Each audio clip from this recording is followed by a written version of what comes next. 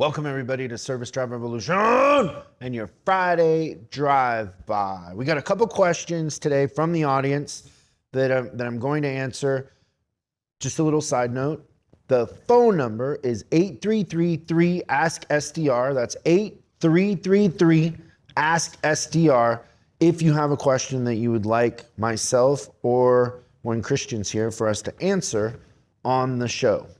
Go ahead, let's go to the first question. Hey, my name is Aris.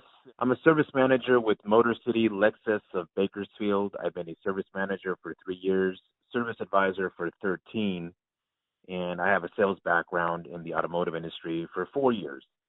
Last night, I had a technician come in my office, show me his calculated worksheet from his pay stub for this pay period, and he requested a raise. He pointed out that he was making X amount of dollars when he should be making the double minimum wage. My question to you is what metrics that you can think of, any reporting that you can think of, what should I use to justify giving him a raise or scaling his pay back and providing him tools? I appreciate the support. Thanks a lot. Thanks, Aris, for the question. That's a good one. So the first thing that I would think about in this scenario is, and probably the reason why you're asking the question is you understand this, is once they're asking for a raise, it's too late. Now you're in an awkward situation because they've initiated the conversation. So what I would like to do or would try to do in your scenario is I would set a plan for technicians, a career path.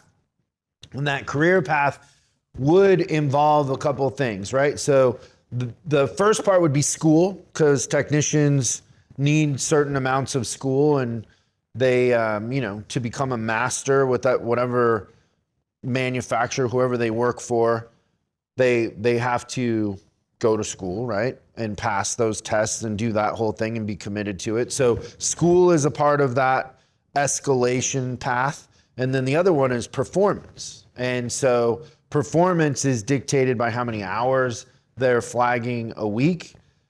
And the third category would just be their overall citizenship, how well they fit into the culture, how many comebacks they have, that sort of thing. Like, just are they a good employee overall? And usually in the beginning, if you mentioned tools there at the end, usually I will loan tools to a technician or give them a tool allowance to buy tools and prorate it over a couple years. So have them sign a contract that, if they stay for a couple years, those tools are forgiven. But if they leave, it's prorated and they owe me the balance, because I'm just trying to hook them in and get them to stay also. You need to check with a lawyer, because in every state, those laws are a little bit different, but I haven't found a state yet where you can't figure out a way to do that. But I would literally lay out, like, here's what an A tech, master tech is, here's the pay scale, and here's a B, here's a C, here's a entry level tech or a quick lube tech, and here's the career path. And in all the studies that I've seen in the technicians that I interact with, most turnover is created because they don't see a career path. They don't understand what the path is for them to move up and increase their income. And because we don't talk about that, we also leave out the fact that most technicians and most shops are flat rate, and they create their own paycheck, right? So I'm imagining in this scenario that this technician's an hourly employee and he's not flat rate. And what I would be doing is trying to get them to understand that being flat rate puts them in charge of how much they make. If you want to raise, just flag more hours and, improve your performance. So without us being able to have a conversation and just taking the question as it stands, I'm assuming that the technician isn't flat rate, and it's very easy to flip that around and say, well, hey, if you're making, let's say they're making $16 an hour or whatever it is, I'll pay you $22 an hour, but you're going to be flat rate. So you're giving them a raise, but it's built into your cost of labor, and into your performance, because now it's in line with what you're selling. Just like, same thing if you're selling cars and the salespeople are commissioned, your commissions are in line with the sales of your car. So if you're having a bad month, everybody else is having a bad month. Also, it's the same sort of thing with technicians and them being flat rate. So I would create something that's written out, that is a career path and a hierarchy of accomplishment and performance that goes along with a change in pay. So we know entry level techs are going to make this, and in the top end you can make this, but you're flat rate, and so it's all dependent on your performance. Hope that helps, but good question. Thanks. Let's go to the next one. Hey, Chris, great show. I got a question for you. My dealership, CSE, is in the tanks. It's not because of me. It happened before I got here. My scores are actually in the 80s, 90s, and 100s. But I came up with an idea, and it was just like at Home Depot. All they do every time I go into Home Depot is, please take a survey. You could win a chance at a $5,000 survey.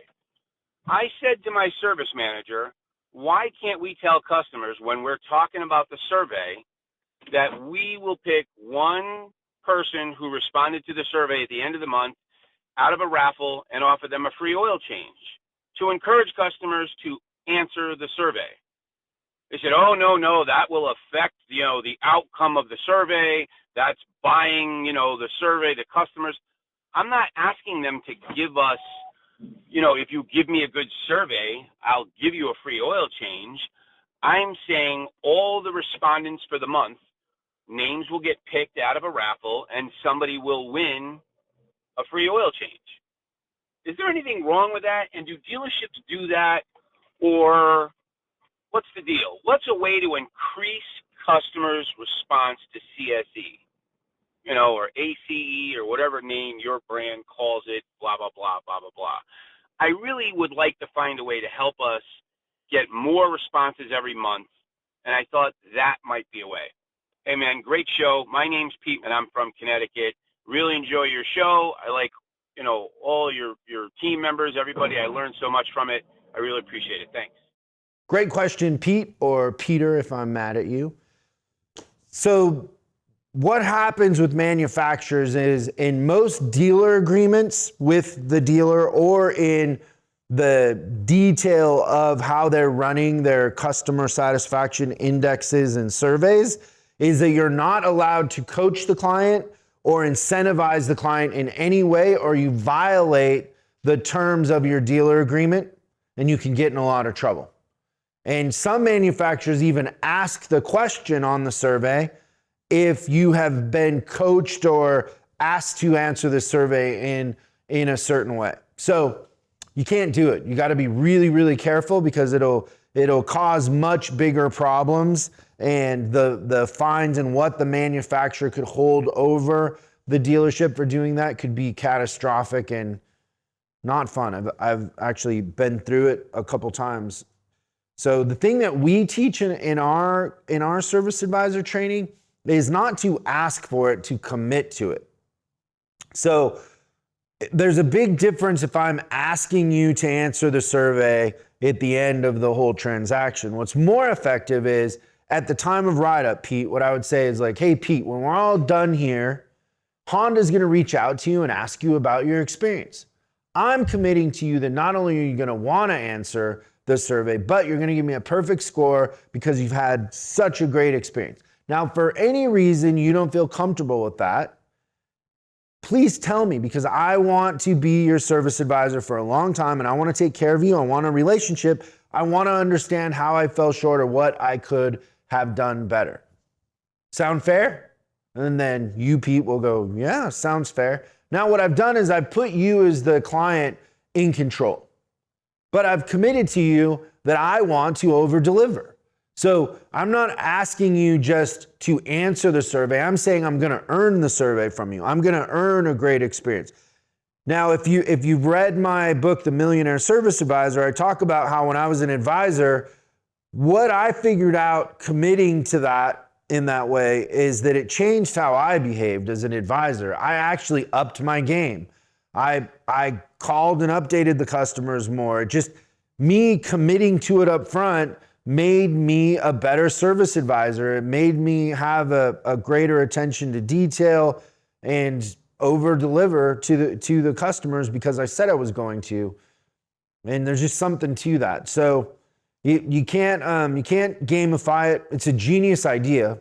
You know, I would do that in other industries for sure that don't have the same rules as our industry does, but we would get in a lot of trouble if the manufacturer found out about that. So can't do it that way. But, you know, think about the idea of committing up front. Like, what if we committed to it up front? Now, I understand you're trying to help your peers in the service drive, and so it would require them caring and, you know, wanting to get better, and that might be beyond the scope of your influence. But it's awesome that you care, and a great point, and your insight, that, you know, your approach to it is right on. It's just there's some, you know, fine print that we would be violating with the manufacturer and with Honda if we did it that way. But thanks for the question. Both questions were great. I hope you guys have a great weekend, and I'll see you next time on Service Drive Revolution. Next week on Service Drive Revolution. We revisit a caller from the past, Chris Ford, who was a service manager and now is something else. We answer his riddle. Also, we create a ringtone that you can download, and we cover all the important measurables that you should know in your department. That and more coming up on Service Drive Revolution. Thanks for watching this week's Drive-By. I hope we gave you something to think about over the weekend. We're uploading new stuff every day, so make sure you subscribe and click the bell icon so you don't miss out. If you have a question you'd like us to answer on the show, call 8333-ASK-SDR and we'll answer your question on the show. That's 8333-ASK-SDR.